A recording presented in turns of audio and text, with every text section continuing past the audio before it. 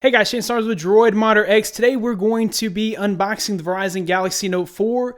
This did finally arrive yesterday. Everyone else seemed to have gotten theirs early. AT&T and T-Mobile all seemed to get theirs last week. And you know, Verizon in the past has kind of been really bad about releasing their stuff after everyone else. Of course, we pre-ordered to receive our devices early. And I do have to say, I did receive it a couple of days early. It's not scheduled to release until the 23rd, so at least I did receive it a few days early, or earlier than everyone else on Verizon, so I guess I should be happy about that. So far, it looks like a pretty awesome device. It is probably one of the best phablets that you can get on the market. Nexus 6 just released one, or they're releasing one here in the coming days, so we'll see how this compares to that. But for now, we're going to go ahead and get this thing unboxed, and I'll give you guys a more thorough review in the coming weeks. Okay guys, so the first thing that we'll do here is take it out of the sleeve. On the back of the sleeve here it says Samsung Galaxy Note 4. Then you have your package content, Samsung Note 4 pre-installed SIM card, which we will remove and replace with our existing SIM card, standard lithium-ion battery, wall USB charger, quick reference guide, global support brochure, product safety, and warranty brochure. So it looks like possibly this is, or it is global, has global support, so you should be able to carry this around the world and stick in global SIM cards. That's pretty awesome. This is also the 32 gigabyte version, which is really great because, as you guys know, TouchWiz is pretty heavy and it takes up a lot of memory. My wife has the Galaxy S5. She has the 16 gigabyte version. 8 gigabytes of that is taken up by TouchWiz, and so she's running out of storage all the time. So go ahead and take the sleeve off. You guys can see that ice cream sandwich type of box returns for the Galaxy Note 4, and we will go ahead and remove the box here. And then there is the Galaxy Note 4. We'll go ahead and take this out of the box and set it to the side for just a moment. Okay, and then we'll see what else is in the box here. You got all of your reading material. Just kind of set that to the side. You have a charging cable. It's the USB 3.0, like the other Note and new Galaxy devices have. It makes for faster charging. Very nice. You've got your AC adapter wall charger brick here. Go ahead and set that to the side. And we have a SIM card removal tool. We've got a 3,220 milliamp hour battery. So we'll go ahead and set that to the side. Okay, so my favorite part, of course, is peeling off the plastic.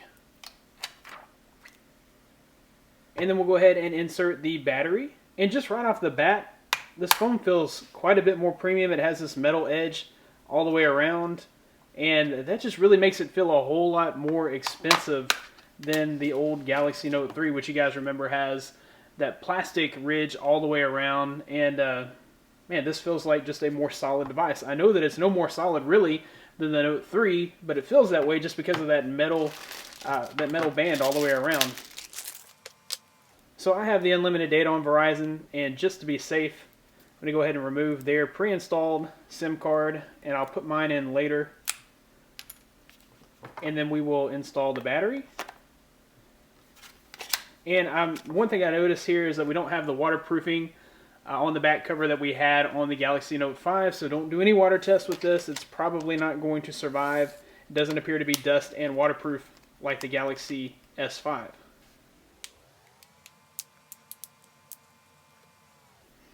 Okay, so you will notice that there is kind of a leathery, grainy feel to the back. It is a plastic back, but it feels like it has some leather to it. Just kind of similar, but even more pronounced than on the Galaxy Note 3. I really like the feel of this device. It feels a whole lot, like I said, it feels a whole lot more expensive than the Note 3 did. We'll go ahead and power it on. While this is powering up, we can talk about some of the specs. The front camera is a 3.7 megapixel camera with a f1.9 aperture. Camera on the back is a 16 megapixel camera. Of course, the back camera does shoot in 4K at 30 frames per second, has an LED flash. This back camera also features optical image stabilization, and it also has smart focus with the optical image stabilization. Of course, the battery is a 3,220 milliamp hour battery, which should be up to 80 hours of music play or 14 hours of video play. Really been getting mixed reports on that battery. Some people are saying that the battery is awful in comparison to the Note 3. You know, that's one main selling feature of the Note 3 in my eyes was always the battery life. I could get through an entire day and still have about 40% of my battery left just because the battery is so huge. Time will tell whether or not that's true for this device, whether or not the battery life is good on this device. Like I said, some people were reporting, I know Marcus Brownlee was one, and there were several others, The Verge, all kind of media outlets were saying that the battery life on this device was horrible. Of course, some of these guys were getting the Korea version, and that may have had something to do with it. Like I said, only time will tell. There's 3 gigabytes of RAM, 32 gigabytes of storage on this version, and that should be plenty for us to not worry about running out. Even though TouchWiz is heavy, it only take up less than 8 gigabytes of space from our phones. We should still have plenty of storage left over. Okay, so most people were reporting no lag, and it shouldn't have any lag at all because it is running a 2.7 gigahertz quad-core processor. So that should be plenty of speed. Of course, the screen here that you're looking at, a 5.7-inch Quad HD Super AMOLED display. So you're going to get awesome, bright, brilliant colors. As you can see, this screen is incredibly bright, and the colors look very saturated and radiant. And that's not even at full brightness, so we'll turn off the auto and increase the brightness here, and you guys can see just how beautiful that display is. The display resolution is 2560 by 1440. Color depth is 16 This does have full SPen support. So there are some actions that you can use with this SPen: Action Memo, Smart Select, Image Clip, and Screen Write. So you can kind of hover it over any part of the screen here and then press the button to activate your commands. So we can kind of do just a quick overview of the device itself.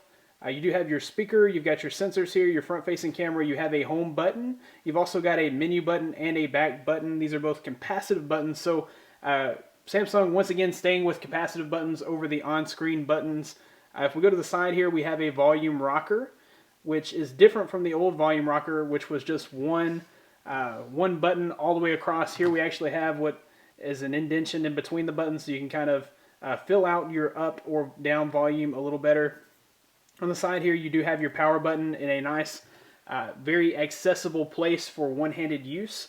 On the top, you've got your 3.5mm headphone jack. Looks like a microphone and an IR blaster there. On the back, we have our 16-megapixel camera, our sensor, and our flash. We've got our rear-facing speaker, SPen, and then on the bottom we have our USB charging port. So as far as design, this has to be one of the prettiest Samsung devices I've ever held. This is the white version. You guys can see the chrome metal edge there on the side. Looks a whole lot better than the Note 3. Which we did have a chrome metal looking design, but you can tell that it's very obviously plastic. If we put these side by side, you can tell the difference in thickness. The new S4 appears to be slightly taller. It seems to be a little more slim. So as far as features are concerned, you can swipe to unlock. You can actually pull down your notification bar from the lock screen, or you can open up your camera from the lock screen. As far as camera is concerned, this has the standard TouchWiz camera. If we go into settings, you can change the picture size. You can add an effect. There are lots of effects to choose from here. You can turn the timer on or off, and then you can change your flash setting. There is an HDR on and off setting. You can flip to the front-facing camera.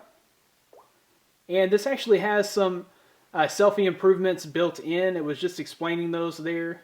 Okay, so in selfie mode, you can actually use the heartbeat sensor on the back to take your selfies.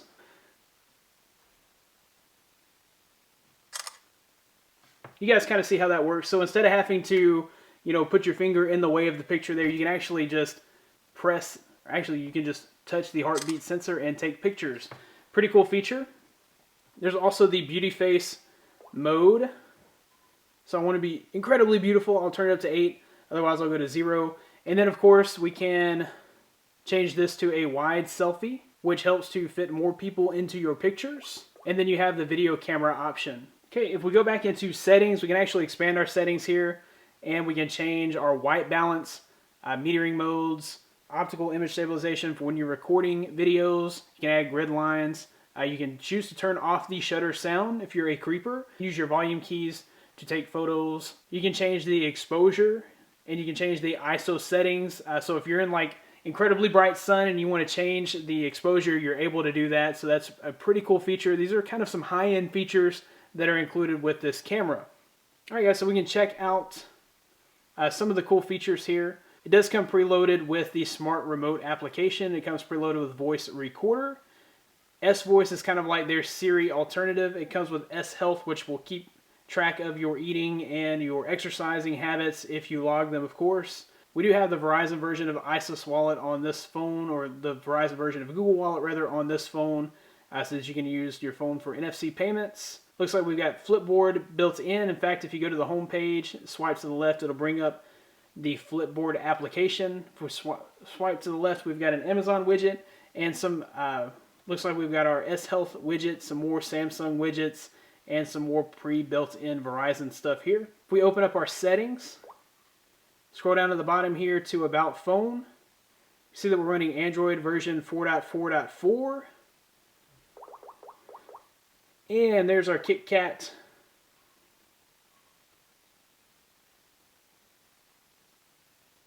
Easter eggs are always fun. Also, just so you can see here, it is running Knox. So rooting this thing is going to be a little bit of a pain, but hopefully we'll have a root for it soon. And then also, just real quickly, I wanted to show you just how heavy TouchWiz is. We'll go into our storage, and you can see that the total space is 32 gigabytes, but the available space is only 23 gigabytes. So that means that TouchWiz is using up a whopping 9 gigabytes. That being said, you do still, thankfully, have 23 gigabytes available. You can install an SD card that will support up to 128 gigabytes here, so you shouldn't, I mean, you have enough options here to where you shouldn't run out of space on your device. Okay, other than that, we'll just kind of look at how this flows. I've heard of reports that there's really not much lag on this device, which TouchWiz normally has plenty of lag, but I'm not seeing a lot of it here. If you feel like your phone is lagging, it would be easy enough to go to the Play Store and install like the Google Now launcher, and then that would probably rid your device of any lag. Other than that, it looks like it's running pretty smoothly. That about wraps it up for this unboxing and quick review of the Galaxy Note 4. If you like this video, be sure to give it a big thumbs up. Subscribe to this channel for more content like this in the future. You can find more of me at DroidModderX. Thanks, guys, for watching. Be blessed. I'll see you in the next one.